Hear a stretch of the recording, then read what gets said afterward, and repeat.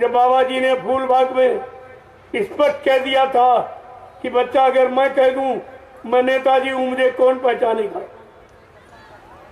कोई खड़ा हुआ, कोई कहा था किसी ने? कोई बात पहचान है? जिनकी उम्र आज 127 वर्ष की, इतनी उम्र का कौन है जो पहचानेगा? ये कल वाले अभी कल जगह हैं, ये नेताजी को पहचान, जिनके कान में भनक भी नहीं पड़ी, जिनका इतिहास इनकी जानकारी में कुछ नहीं, ये तो सुनी सुनाई बातें जो लोगों ने स्वार्थ लोभ लालच में की वही ये पढ़ते सुनाते रहते हैं, लेकिन कुछ होने वाला नहीं है। परिवर्तन जय गुरुदेव नाम से होगा और किसी नाम से नहीं होगा। मैं दावे के साथ, चैलेंज के साथ कहता हूं कि परिवर्तन होगा तो समय के प्रभु नाम से होगा, इंसान के नाम से कोई परिवर्तन नहीं होगा। ये भगवान का नाम है, ये प्रभु परमात्मा का नाम है, इसके द्वारा परिवर्तन होगा। जैसे त्रेता में हिरण्यकश्यप राजा था, उसके नाम से परिवर्तन नहीं हुआ। जो योगियों ने हरि नाम जगाया था, हरि नाम से परिवर्तन। त्रेता में राजा रावण के नाम से परिवर्तन नहीं, जो ऋषि मुनियों ने राम नाम जगाया उस जगाए नाम से परिवर्तन हुआ। द्वापर में राजा कंस के नाम से परिवर्तन नहीं हुआ, जो समय का कृष्ण नाम जगाया गया था जगाए नाम से हुआ। आज कल युग में किसी प्रधानमंत्री, मुख्यमंत्री, राष्ट्रपति के नाम से परिवर्तन नहीं, किसी ज्ञानी ध्यानी विज्ञानी के नाम से परिवर्तन नहीं, किसी धनवान बलवान बुद्धिमान के नाम से परिवर्तन नहीं। परिवर्तन होगा जय गुरुदेव प्रभु नाम के द्वारा। ये प्रभु का नाम है और प्रभु की सारी सत्ता है मृत्युलोक से लेकर और सतलोक अनामी धाम तक, इसलिए परिवर्तन प्रभु नाम से होगा। आपको ये सब जानकारी रखनी चाहिए। जय गुरुदेव। मैं समूचे हिंदुस्तान के लोगों से अपील और प्रार्थना विनती करता हूं, आप सच्चे भारतवासी हो तो अपनी पहचान बनाओ, अपनी वेशभूषा जो ऋषि मुनि महात्माओं के द्वारा कुर्ता धोती, कमीज पैजामा, सदरी टोपी और लंगोटी, ये आपकी सच्ची पहचान है। आप इसको धारण कर लो, तुम्हारा मन शांत हो जाएगा, विषयों से अलग हो जाएगा। जो तुमको देखेंगे उनके मन में भी शांति पैदा होगी। ये भारतीय वेशभूषा ऋषि मुनि महात्माओं की दी हुई, इसको आप धारण कर लो तो आपका जीवन सुखमय हो जाएगा, शांतिमय हो जाएगा। पारस्परिक प्रेम प्यार मोहब्बत आप में आ जाएगा, लड़ाई झगड़े समाप्त हो जाएंगे। ये मैंने प्रार्थना की। ये 15 सितंबर 2023 को उत्तर प्रदेश के मऊ और आजमगढ़ और बलिया जिले, ये 3 जिलों के बॉर्डर पर मैंने 5 दिवसीय कार्यक्रम करके ये सूचना सारे हिंदुस्तान को प्रसारित कर दी। धीरे धीरे आपको ये लागू करना पड़ेगा। कुछ विभागों में घोषणा कर दी गई और धीरे धीरे जब ये पोशाक, ये वेशभूषा अपनी भारतीय शब्द की गौरव गरिमा काम करने के लिए जिस दिन से आप धारण कर लोगे उसी दिन ये भारत गौरवान्वित हो जाएगी, सुख शांति हो जाएगी सब में। देख करके तो आप देखिए पहले, और एक किसी ने नहीं कहा, केवल मैंने कहा, किसी ने नहीं। पूरे हिंदुस्तान में कोई राजनीतिक पार्टी ने नहीं, किसी प्रधानमंत्री मुख्यमंत्री ने नहीं घोषणा की, जबकि स्वतः उसको धारण करते हैं, लेकिन अपनी जनता को उन्होंने धारण करने के लिए कभी नहीं कहा। ये उनको कहना चाहिए। जब अच्छी वेशभूषा है, सादगी की है, पहचान की है, यानी त्यागी तपस्वी सन्यासी बनने की है, तो आपको अपनी देश की जनता को ये अच्छी पोशाक, ये अच्छी वेशभूषा जो भारतीय ऋषि मुनि महात्माओं के द्वारा दी गई, आपको उसके बारे में कहना चाहिए, सलाह देनी चाहिए और आवश्यकता और जरूरत समझकर इसको लागू कर देना चाहिए। आपके लिए अच्छा रहेगा, आपकी जनता के लिए अच्छा रहेगा, आपका मान सम्मान बढ़ जाएगा, आपकी जनता खुशहाल हो जाएगी। हमको कुछ नहीं चाहिए, हमको केवल आदेश पालन हो जाए, बस हमारी इसी में खुशी। इसी में जब भारतीयता का गौरव बढ़ जाएगा, गरिमा उसकी यानी मतलब सुचारू रूप से लोगों की समझ में आ जाएगा, इससे बड़ी खुशी प्रसन्नता और क्या।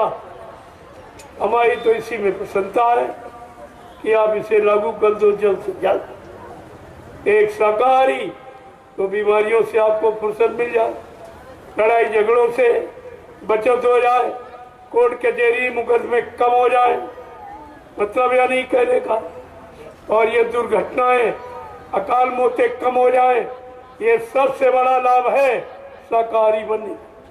और दूसरा है भारतीयता का, भारतीयता को अपनाए, अंग्रेजियत को छोड़े। जब अंग्रेजों को भगाने में कितनी कुर्बानी आपने दी और आपने जरूरत समझा, जब उनको अंग्रेजों को भगाने में आपने बहुत बड़ी जरूरत आवश्यकता समझी, तो अंग्रेजियत को छोड़ने में उससे 1000 गुना आपको जरूरत समझनी चाहिए, क्योंकि हम अंग्रेजियत के गुलाम हैं। हम उनकी भाषा के गुलाम, उनके गंदे खान पान के गुलाम, उनकी वेशभूषा जो शरीर में चर्म रोग पैदा करने वाली, तरह तरह की बीमारियों को देने वाली है, उसका परित्याग। ये सब जानकारी आपको रखनी चाहिए। जय गुरुदेव।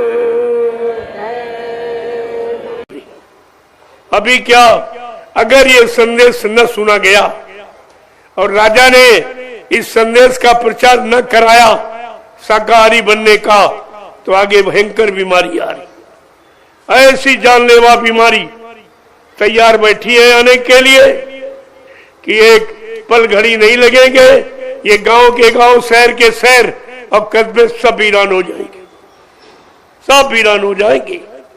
फिर तुम करोगे क्या? क्योंकि अभी तो तुम मानते नहीं हो, ये समझते हैं कि महात्माओं की बात मान लेंगे तो हमारी तौहीनी हो जाएगी।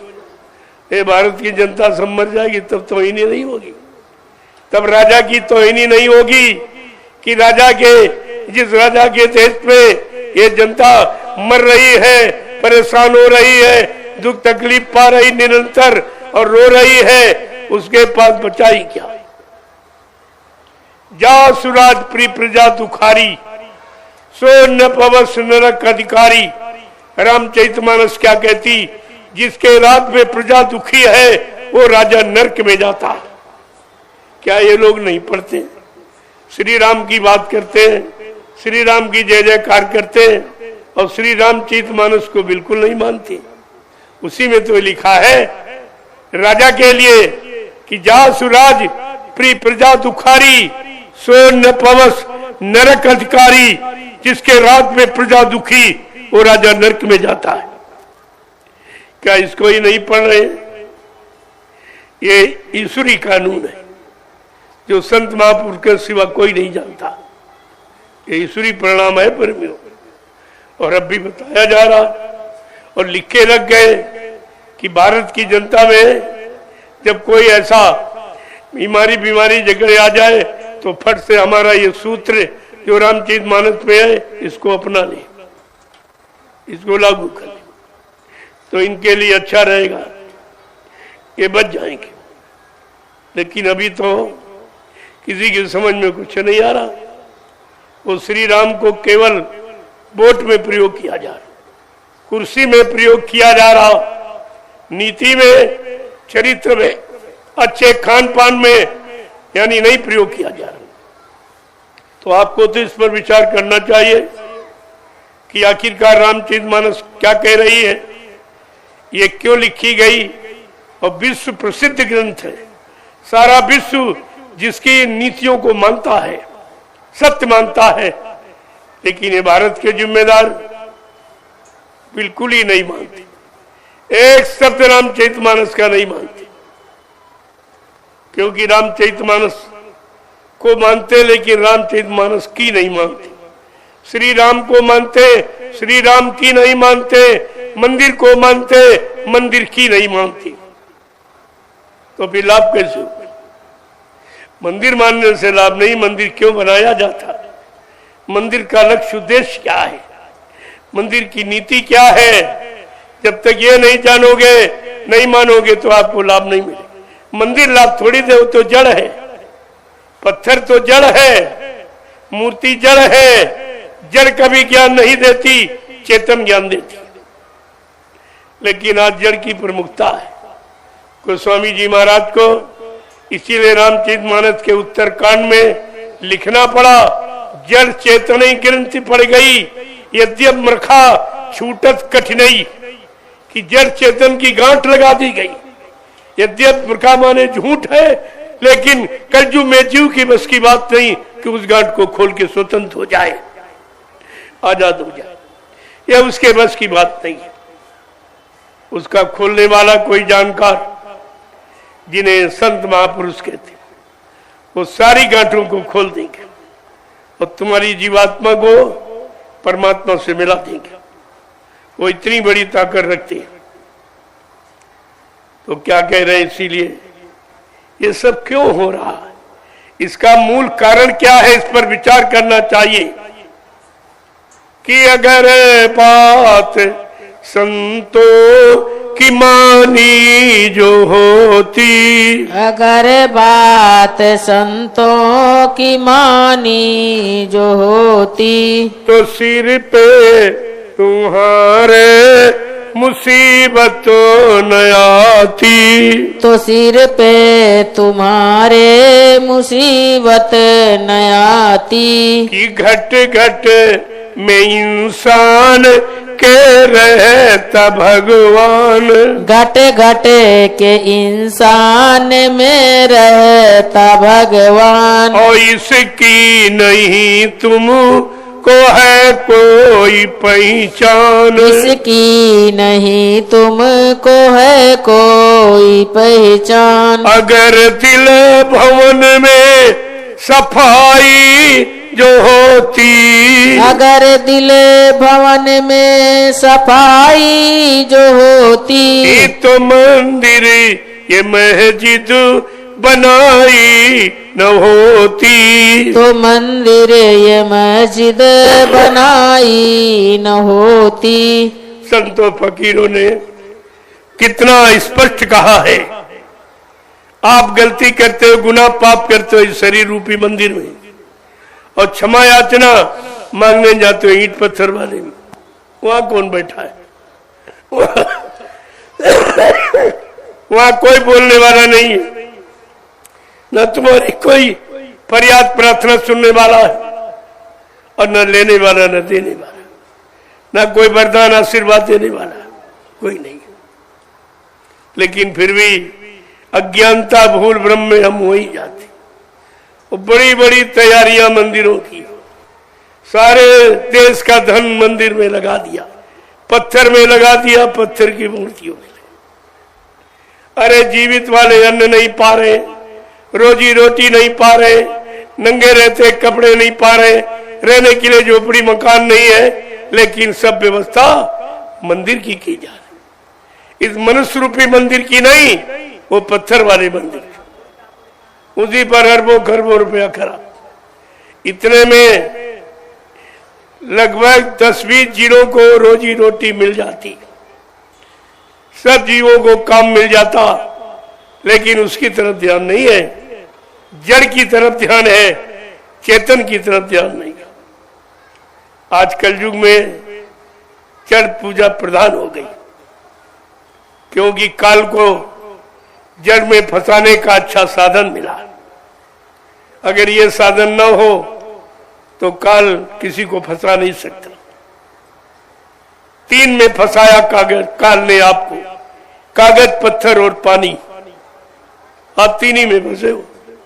और तीनों जड़ है, तीनों तुम्हारा मुक्ति दिलाने वाले नहीं, तीनों कोई पाप कर्म की माफी दिलाने वाले नहीं, और तीनों परमात्मा की प्राप्ति कराने वाली नहीं। फिर आप जाते किस लिए हो? जब कोई काम नहीं हो रहा और पहले भी नहीं हुआ,